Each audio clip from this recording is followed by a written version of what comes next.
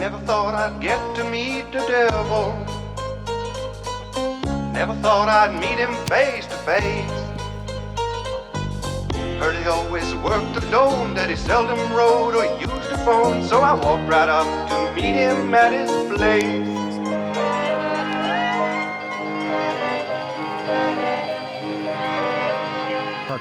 All right, sweet.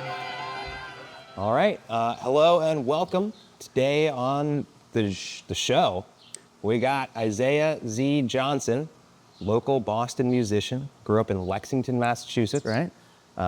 Last year, you released Equinox at Heron Lake, and you've been performing that as a solo artist. And I'd like to ask you what the differences are, maybe coming from a background in a band to playing solo, and what experience has that given you in the world of music? Yeah, I mean, it's such a good question. Thank you. Yeah, of course. I have been in bands pretty much since I was 14 or 15 years old, and have really been playing almost exclusively other people's music. I've been a singer, guitarist, drummer, occasional bassist in various bands, and I think it really does feel different to be performing songs that I have written myself and that are my own compositions. In some ways, it's more vulnerable because it's these like ideas and thoughts that I'm trying to put on paper. It's a new skill that I'm not used to showing off to the world.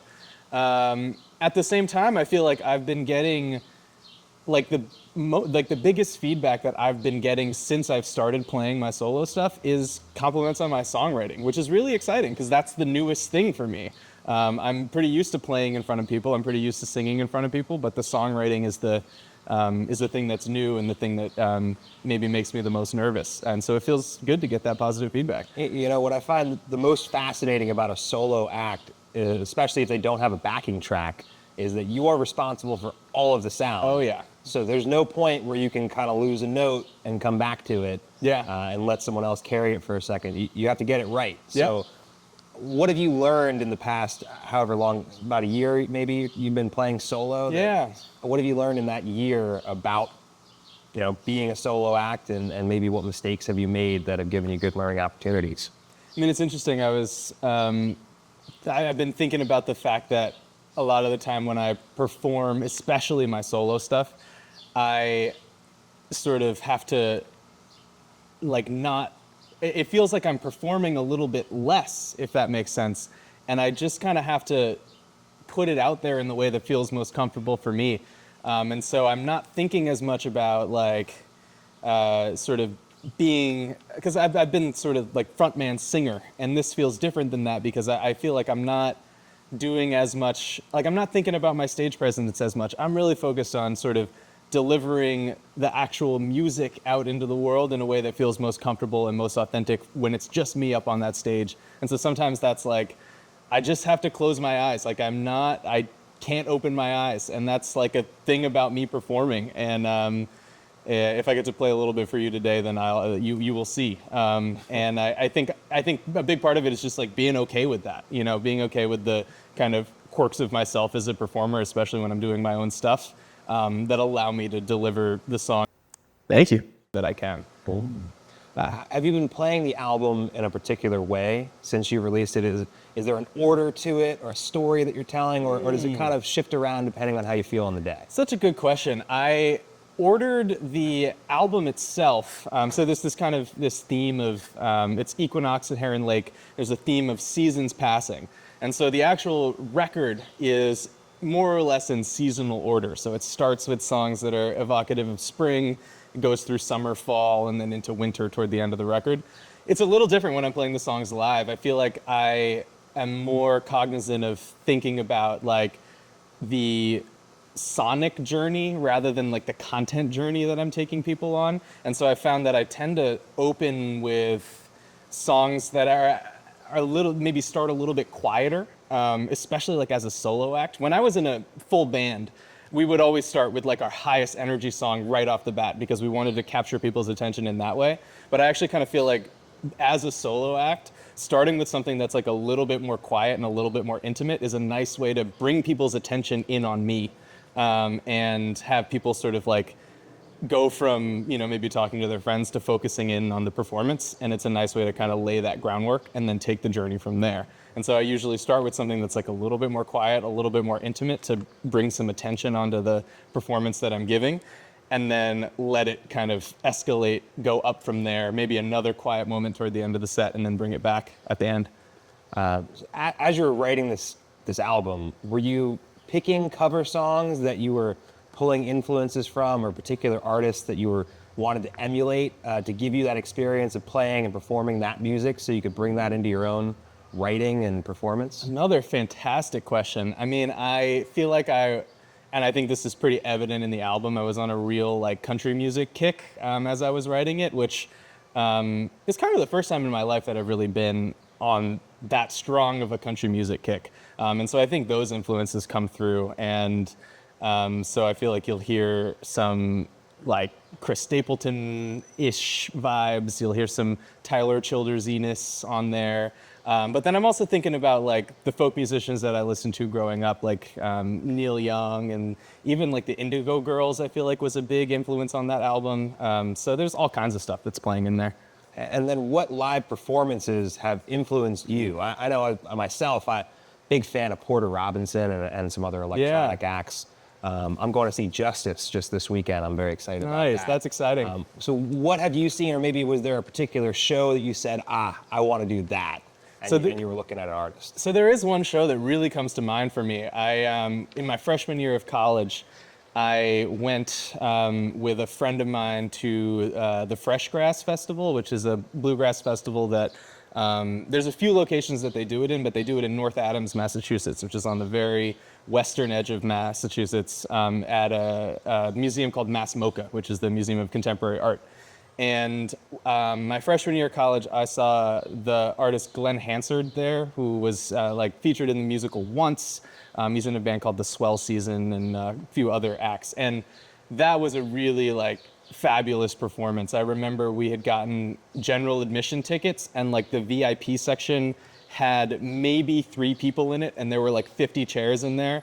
And at the beginning, like after his first song, he was like, "We're taking down the barriers to the VIP section. Like, you guys are just all coming up." And the people in the VIP section were pissed. And the rest of us like went over the barriers, and we were just like right by the stage. And he just has this way of like sort of telling stories in between his songs and flowing throughout the kind of live performance that I just find very that's how I want to perform. Would you say that was a joyful experience? It was, and it was like emotionally resonant too. And would you say he was a cultivator of joy? I think so, yeah. In what way have you been a cultivator of joy through your own music, through your own performances, your own writing? Yeah. Maybe other things that you do in life? I mean, I think like many smaller artists, like I work a day job and I kind of have all these other things that I enjoy doing in life. And it has sort of given me this perspective on my music making. And I think also kind of after years and years of being in different bands with different levels of like stress and also joy associated with them, where I really feel strongly now that music is a way that I sort of inject that joy into my life, and it gives me that balance of having something that I feel really passionate about that I'm able to pursue, mostly because it's something that I find joy in and find passion in. And like I'm working hard at my job, and I work hard to just be an adult in life, find an apartment and all that stuff. And so when I think about music's place in my life, it really is that sort of opportunity for me to find passion and joy. Yeah. I came across this word on your website, and I was hoping to find a definition of it because I was looking it up, but couldn't find it anywhere. Kuumba. Oh, Kuumba. Kuumba. Yes. Wow, I'm glad you brought up Kuumba. So I did my undergrad at Harvard. I studied history and literature, but another big part of my experience in college was being part of this choir, which was called the Kuumba Singers of Harvard College. It is Harvard's oldest continuous Black undergraduate organization. I myself am mixed race, so my dad's family is black, my mom's family is Chinese and white American. And so I'm a second generation Kuumba member. My aunt was in it when she was at Harvard. Yeah, it was a big part of my college experience. I was the assistant music director. And Kuumba is a Swahili word. It's one of the pillars of Kwanzaa, and it loosely translates to create or creativity. With the choir, we take that to mean doing what we can with what we have to leave spaces that we enter better than we found them through our creative expression. And I think it was a big part of the way that I sort of exercised my artistic energy when I was in college.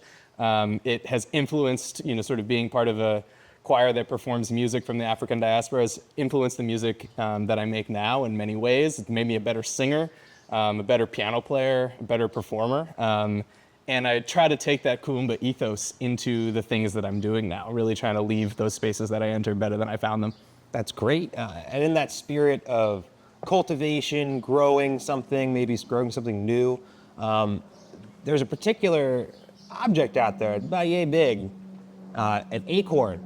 Oh, yeah. That, I would say, fulfills the promise of both both the promise and the fantasy that the forest will provide. You wrote about that in the blog. Yeah. So in what ways has the acorn taught you about music? Oh, such a good question. I think this is pretty evident if you listen to the music that I write. But I've always been a big lover of the outdoors. It's something that I get from my father, who gets it from his family. He had a grandfather who was a national park ranger, I believe, or maybe a state park employee. And so my dad spent a lot of time outdoors when he was young. He did, for those of you who are fans of the Appalachian Mountain Club, he was a hut crew member at one of the high mountain huts.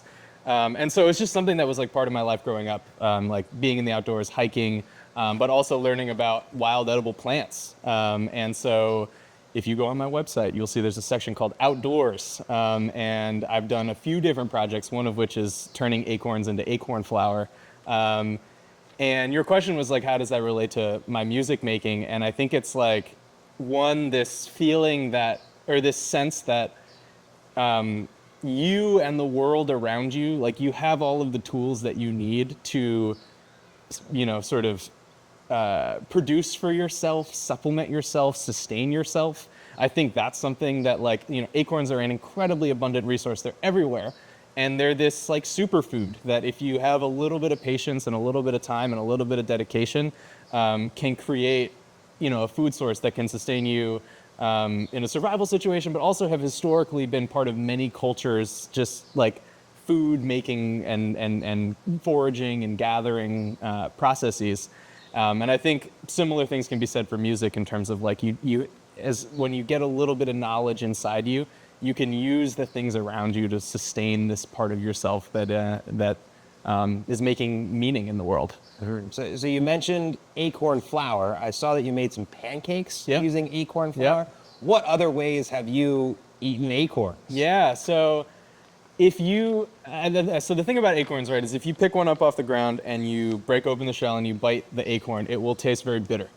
And that's because acorns have a lot of tannins in them, which is that's the kind of thing that leads to that astringency in wine and other foods. But acorns just has a lot of that bitter compound.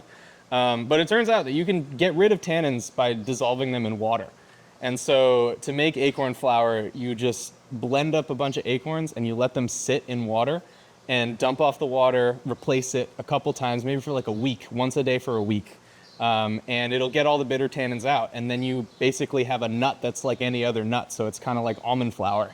And so I've made blueberry muffins with acorns. I've made cornbread substitutes, so using acorn flour instead of cornmeal. I like making a banana bread. Anything that has sort of fall warming spices tends to go really well with acorn flour because it has that nutty, just sort of roasty, delicious flavor. That sounds awesome. I feel there's so many applications of flour, and it sounds like when you can just make it right in your backyard. Yeah.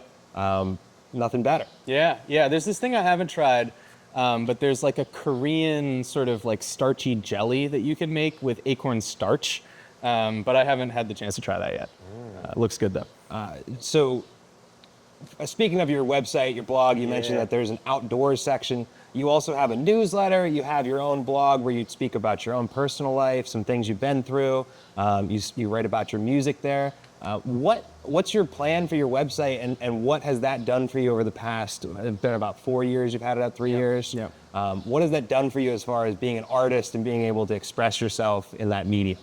Yeah, I mean, I feel like having sort of put together a website. My website is nothing fancy. It's a free Google site. Like I just am, it's like editing Google Slides and then just sort of putting everything in one place. But I think that has been the value of it, is like really taking myself seriously as an artist and as like a creative person across multiple mediums. I have some photos up there. I have my music. I have my outdoor stuff. I have my writing.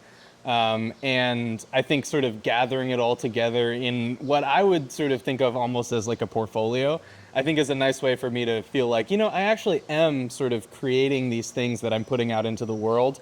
It's also something that's separate from all of the algorithms on social media, where I don't feel like I'm creating for the sake of attention, but I'm just creating for the sake of like having it, just putting it all in one place and feeling like there's a coherent and consistent vision across all of the things that I'm putting out, and not necessarily feeling the pressure to reach people with content, but to have things that I've made that I can show to people that are all together in one place. That's what I like the most. When I look for an artist, I might find them through social media, but when I look for an artist, I look at the links in their bio first. Yeah. And I go and I check, I see if they're playing tour dates, I see what content they have on their website. They usually have music videos, pictures, and I like when there's deeper things like blog writing, and it gives an opportunity to learn more about the person behind the music as opposed to just what's being presented on this square on the screen. And it's fun for me. Like it's almost like a little mini like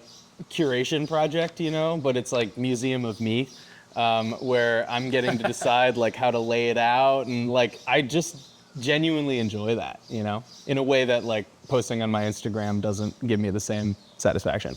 I also like that you have your music available to purchase. It's also, you can just stream the whole thing for free too. Absolutely. Which is great. I think that availability of music is the best. Yeah. So I appreciate that. I would agree. And I think part of that comes from this like, some of the stuff we were talking about earlier, right, with music is something that I'm doing it because I find joy in it. And if there's people are willing to support me financially by purchasing my album, it helps me continue to do it. It helps me make time in my day to do it. But at the end of the day, like I do want to continue putting things out into the world that, that people can also sort of connect with and find joy. And it's also that like Kuumba ethos of trying to leave spaces, whether they're online or in person, better than I found them. So obviously to myself and Jack, we both see a very talented young artist in yourself. What is the plan going forward as far as maybe a week from today, a month from today, maybe a year, maybe thinking 5 years down the road, but what's the plan just in the near future? Yeah. What do you want to do? Do you have any shows coming up? Yeah. So here's where I'm at. To go back to the beginning of the conversation, I feel like I'm in a phase where this is the first time basically since I was 14 that I have not been in somebody else's band.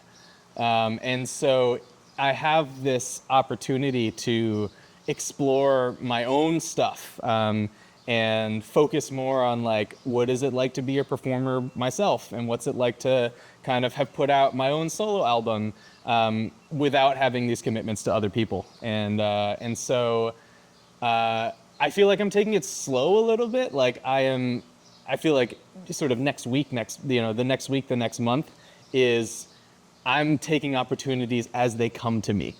And then I'm looking ahead to being a little bit more proactive and sort of seeking out those opportunities as I have been, playing my own stuff and feeling like people are connecting with it and enjoying it.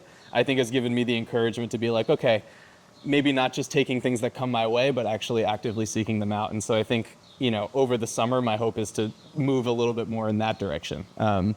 And so I don't have any tours or any shows on the books right now, but hopefully we'll have some soon. I am also planning to start recording again, hopefully start this summer. We will see. But I've written 5 or 6 songs since I put out my last album that I am excited about and would like to get on paper. And I think another thing is I feel like over the course of recording different albums for myself and also with different groups, I've done a lot of recording myself, and I've also sort of done some writing and arranging. I've never done the back end like audio editing, and that's something that I actually think I'd like to try to do with my next project. So you have recorded music. How was the process of recording that album the last time you did it? Oh, did yeah. you bring someone in? Did you send it off to get mastered? And what does that process look like for someone who hasn't done it before and wants to do that? Yeah, so I was a longtime member contributor to a band called Edward Glenn. And that was with a really good friend of mine who I have known since I was very young. And we had a little mini side project that we would write songs together. And that side project was called Downy Woodpecker. And there's a couple of Downy Woodpecker records that are out there in the world. But initially, my album started as a Downy Woodpecker project where we were both bringing some songs together and intending to put out an album that was sort of a compilation of both of our songs, with both of us performing on all of them. And then we eventually got to a point where, one, the album was too long, and then also we felt like the songs had distinct enough sounds that it actually wasn't gelling. Too long, too different, Yep. but great on their own. Exactly. And so we were like, let's, instead of doing this as a Downy Woodpecker record, still work together to record it, like share gear, which is huge. Gear is hard to get. Keep each other accountable, but release them as 2 separate solo projects. So one Edward Glenn record and one Isaiah Z. Johnson record. And so we ended up with 16 songs, split them up. But the 2 albums are called Equinox at Heron Lake and Solstice at Heron Lake. So there's still this connection between them. That's a beautiful connection between the 2. Have you performed together since then? Good question. Since putting out the albums, I think no. Because Sounds like a combined show where you do both the albums, cool. maybe back and forth. So maybe he together, moved to LA.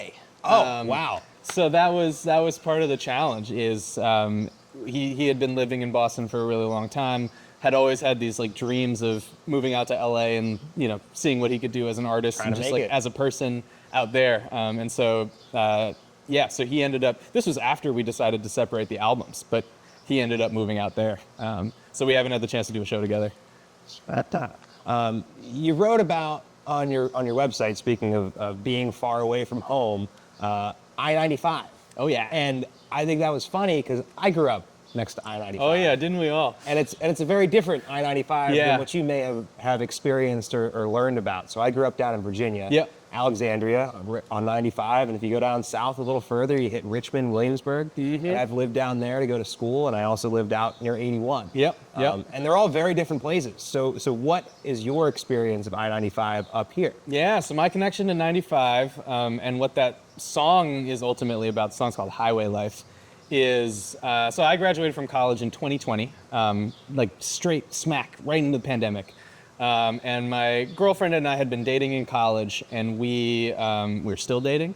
But during particularly the early part of the pandemic, she moved home to Providence, Rhode Island, and I was living with my parents in Lexington, Mass.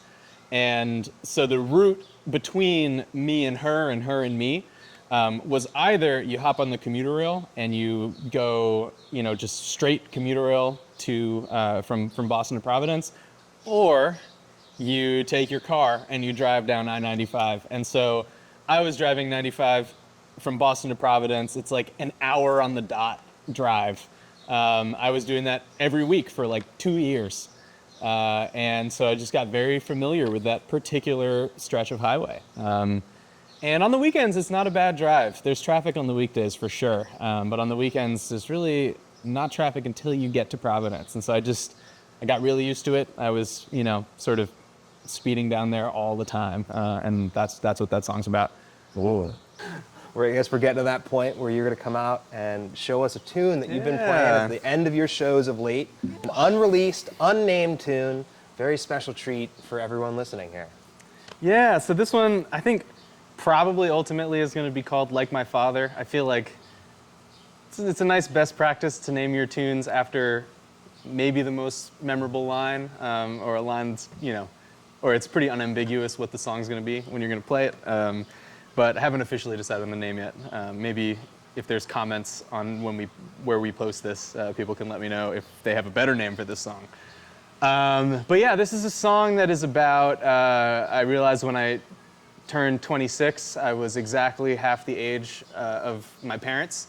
You all can do the math. It only happens once. It only happens once.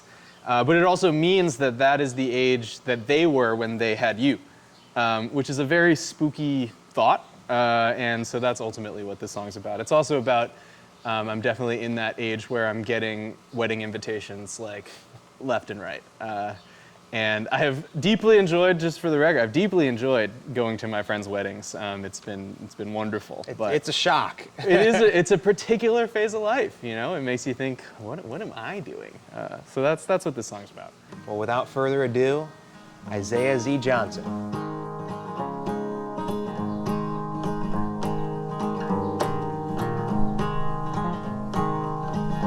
Invitation in the mail last week. The card said save the date. And I met Jesse in the 7th grade. Now he owns a farm upstate. And it makes me feel old, being half my parents' age. I'm a roll up a smoke on fire escape. 'Cause I sing like my father, and I cry like my mom, and it feels a little farther trying to get back home.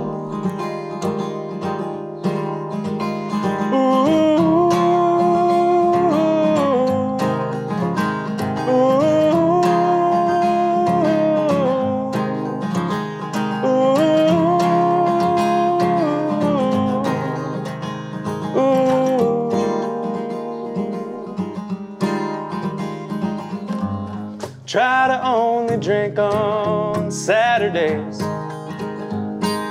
beer instead of rye. But it's 5 o'clock and I'm drinking anyway, feeling old instead of wise. And it feels so cold, drinking whiskey over ice. All the lies I've told to cover up my vice. 'Cause I drink like my grandfather, and I drink like my grandma, and it's getting that much harder to leave this bar.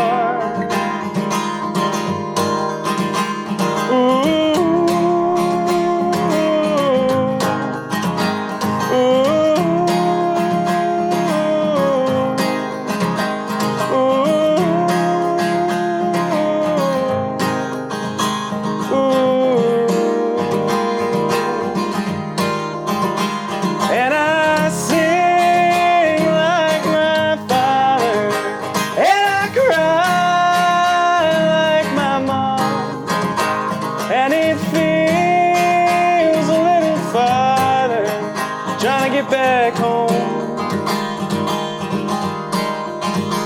'cause I sing like my father, and I cry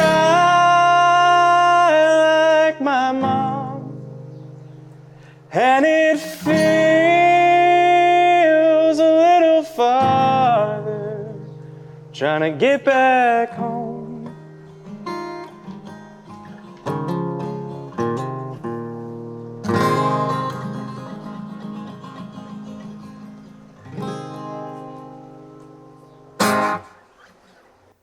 Thank you.